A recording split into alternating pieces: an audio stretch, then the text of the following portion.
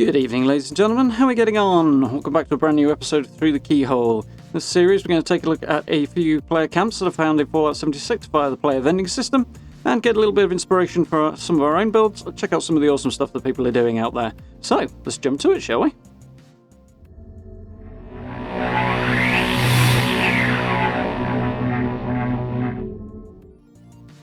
So first and foremost, we have a camp not far from Foundation, literally just down the road, and this one caught my eye because it's pretty bright, really, in terms of its design, and it uses mostly the prefab structure. So we've got a CD shed there and a couple of log cabins as well, so that's cool. First thing that I really liked here was the use of the contemporary porchway there as an entrance to the camp, which is quite cool. It's sort of welcoming, different look to it, which is just really cool. I like this a lot. Lots of fast-snack decorations as well, keeping the theme of the hour. A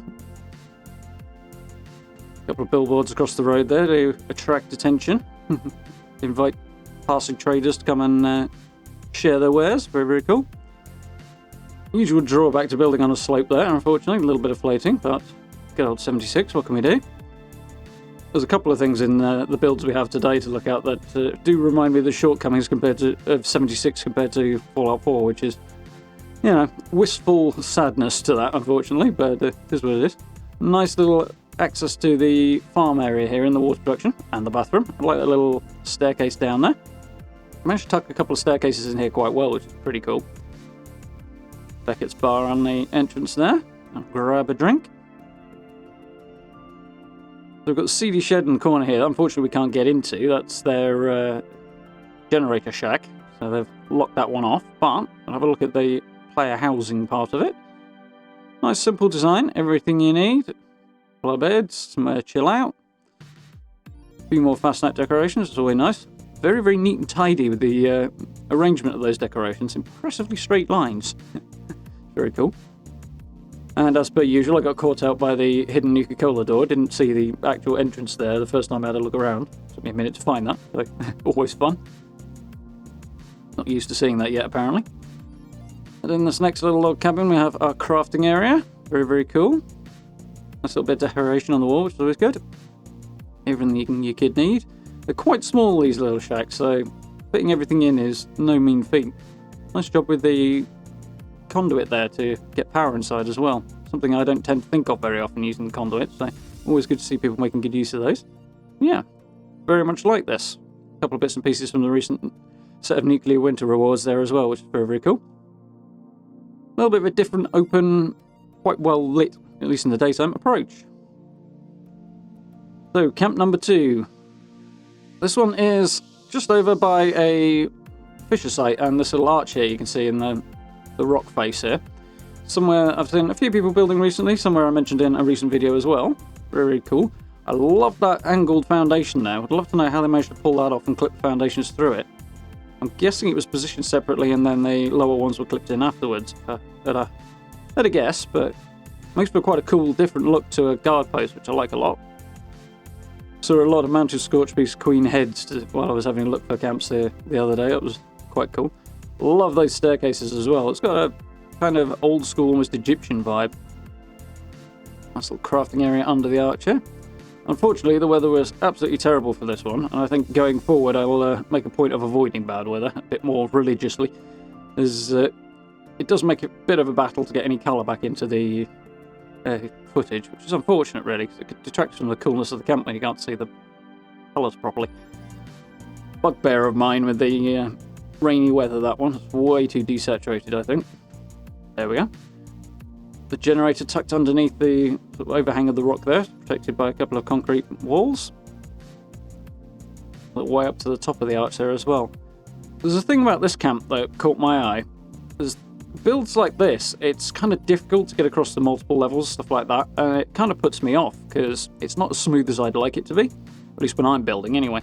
But this camp's a really good example of remembering when to kind of let that go, I think. It works really well here.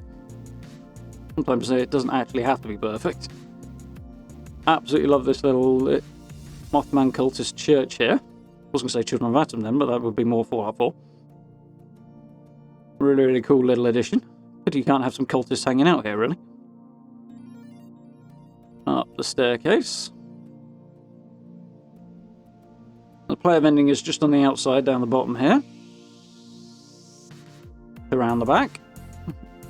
Bit of a raider vibe.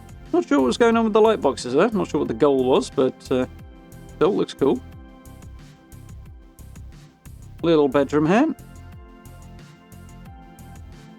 Everything you need. Room for a little more decoration, but I wonder how close this camp's actually getting to the build budgets. We'll see when we have a look at this area at the top. This is the one bit that's kind of challenging and unfortunate, that you've got to fight to get around that corner there. Not so much in the walking, but in the building, I mean. But they've made a good showing of it, so that's really, really cool on this one. Making good use of the farmable dirt tiles there, getting a farm up on the top. This is somewhere I've wanted to build before, but in my one attempt that I made here, the scorch piece caused absolute havoc, so I ended up having to move on and try somewhere else instead. But it looks like it's not as much of a problem as it used to be, which is very, very cool. I've seen a few people having more luck than I had anyway. Nice little tower on the front of the build there. Head back down the stairs. I really like the use of the different levels and making best use of the space here. It's quite cool. A couple of extra trees added just there to put it a little bit more, I don't know, a concealed vibe, I think, from my perspective. Come with the winter trees, which kind of fits more with the Savage Divide, which is a good shout. I usually go towards the summery, leafier trees myself, but in terms of the environment, the building in that definitely blends a lot better, so very, very cool. A couple of water purifiers just tucked on the side there. Not sure about the floating one personally, but it does work. And on to the last one for today. This one is over by Harpers Ferry. It's just over the bridge behind Harpers Ferry, and it's a cool location. I've seen a few interesting builds here. I've seen a few that I've thought about including before, but this one, when I actually arrived here, my initial impression was not that great until I kind of turned a corner and then was like, yep, this is definitely got to go in the video because it's really, really cool. We'll make our way down the pre-existing little stairs here. Start to see some of the cool stuff. Again, another camp I suspect is very close to the build budget, so I don't think putting any extra foundations underneath the floating ones there is really possible, but it would be nice if it were. But aside from that, I really like the use of the existing environment, the different levels on the rock face here, an area down there. We go inside and use the bridge supports as well for sort of walls of the camp, which is really, really cool. It really looks like the camp was meant to be here, like it a lot. So a little porch area, a resident death claw hanging out, as you do. This entrance really makes an impression, hence why it's on the thumbnail. But love that. The lighting in here is particularly what sets it off. I think it's really, really good. Very full build. Little front door there. I'm not quite sure why that's there, but it is. Here we've got a little bathroom behind a set of doors that I was wondering about for a while, but I think they're doors from the recent Treasure Hunter event. They're supposed to be on the circus cage, circus trailer thing. They're quite cool, something a little different, so I like that. Nice, well-decorated crafting area. Don't mind the death claw. Use the Vault-Tec flooring to mark out the separate areas, which is quite nice. Easy way of separating out sections of your build without using walls. That's a good idea. Get a lot. Come around the corner. More very, very cool little features just around here. Through this door again, you can see behind the bar there. Get a better look out from this side in a moment. Nice little area to hang out, have a few drinks. So I absolutely love the lighting here. They've really gone to town on it. It really brings the build to life. Absolutely brilliant. Busy looking bar area, but busy is good in something like this. It makes the place look more lived in, more complete. So good work there. This little glass dome for a bedroom. Don't know about getting any sleep in here, but I really like the positioning of the bed on this one a lot. I'm thinking this must be the one without a foundation on it, judging by the flooring. But putting the bed in the middle and then backing the desk onto the other side of it makes a unique sort of setup that I really like. Makes the place feel very, very different. Cool. I love that massive table. It's rare for me to find anywhere I can actually use it because it's so big, so that's very, very cool. Not going to head down the stairs, but it's just the generator down there. We'll swing around the corner.